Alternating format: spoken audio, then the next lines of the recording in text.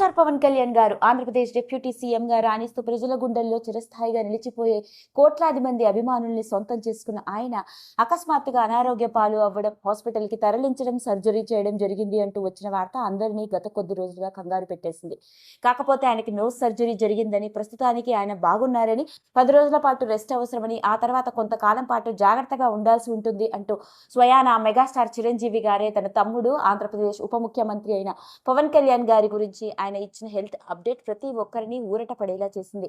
మరి ఇలాంటి నేపథ్యంలోనే ఎన్నో రకరకాల విషయాలు నెట్టింట్లో వైరల్ అవుతూ వచ్చాయి. మరి ఈ రోజు ఈ వీడియోలో మనం మాట్లాడుకోబోయే అలాంటి పవన్ కళ్యాణ్ గారి ఆరోగ్యం గురించి ఉపాసన కొణిదెల తీసుకున్న జాగ్రత్తలు ఏంటో, అపోలో హాస్పిటల్లో ఆవిడ పవన్ కళ్యాణ్ గారి కోసం ఏం చేసిందో తెలిస్తే మనందరం నోరెళ్ళ పెట్టవలసిందే. ఇక వివరాల్లోకి వెళ్ళినట్లయితే పవన్ కళ్యాణ్ గారు గత కొన్ని నాళ్లుగా అనారోగ్య సమస్యతో బాధపడుతున్నారు. ఆయనే స్వయంగా ఆయన ఇచ్చిన ఒకానొక ఇంటర్వ్యూలో మాట్లాడుతూ ఆయనకి చిన్నప్పటి నుంచి ఆస్తమా ఉందని, శ్వాస తీసుకోవడంలో చాలా ఇబ్బంది ఉంటుందని, కాకపోతే యోగా మరియు వివిధ రకాల ఎక్సర్సైజ్ చేస్తూ ఆయన మేనేజ్ చేసుకుంటూ వస్తున్నానని, ప్రస్తుతానికి బాగానే ఉన్నాను అంటూ ఆయన ఆరోగ్యం గురించి చెప్పారు.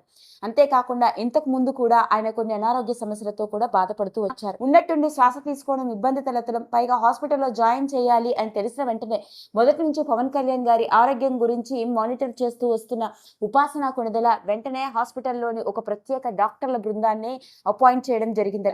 ఆయనకి కావాల్సిన అన్ని రకాల టెస్టులు చేయాలని, వెంటనే దానికి తగ్గట్టుగా ట్రీట్మెంట్ స్టార్ట్ చేయాల్సి ఉంటుంది అని చెప్పడంతో ఎప్పుడైతే హుటాహుటిన వెంటనే ఆ ప్రత్యేక డాక్టర్ల బృందం పవన్ కళ్యాణ్ గారికి అన్ని రకాల టెస్టులు చేసి సర్జరీ కూడా చేయడం జరిగింది. ఇక సర్జరీ చేసిన తర్వాత కూడా ఆయన్ని ప్రత్యేకమైన ఒక వార్డులో ఉంచడం, ఆయనకు కావాల్సిన అన్ని ఫెసిలిటీస్ ఉండే విధంగా, పైగా డాక్టర్లు ఎప్పటికప్పుడు ఆయన మానిటర్ చేస్తూ త్వరగా తేరుకునే విధంగా ఆయనకి చాలా ఎఫెక్టివ్ ట్రీట్మెంట్ కూడా ఇచ్చారట.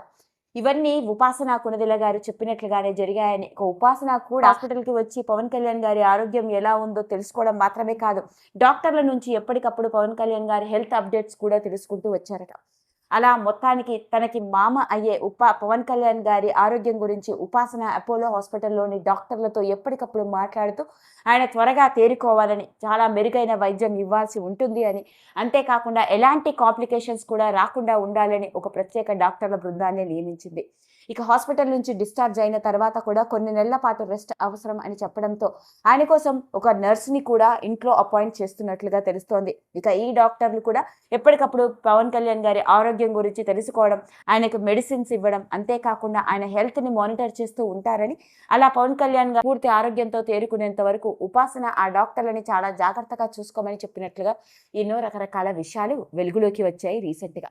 అదండి, మరి ఎప్పుడైతే పవన్ కళ్యాణ్ గారు అనారోగ్యంతో హాస్పిటల్ పాలు అయ్యారు అన్న విషయం బయటికి వచ్చిందో, అలాంటి సమయంలోనే మెగా ఫ్యామిలీ కోడలు అపోలో హాస్పిటల్స్కి వన్ ఆఫ్ ద డైరెక్టర్గా వ్యవహరిస్తున్న ఉపాసన చేసిన పనేంటో తెలుసా అంటూ వచ్చిన వార్త ప్రతి ఒక్కరిని షాక్కి గురి చేస్తుంది. వీడియో కనుక మీకు నచ్చినట్లయితే లైక్ చేయండి, షేర్ చేయండి, సబ్స్క్రైబ్ చేసుకోండి. మరిన్ని వీడియోస్ కోసం పక్కనే ఉన్న బెల్ ఐకాన్ని నొక్కడం మాత్రం మర్చిపోకండి.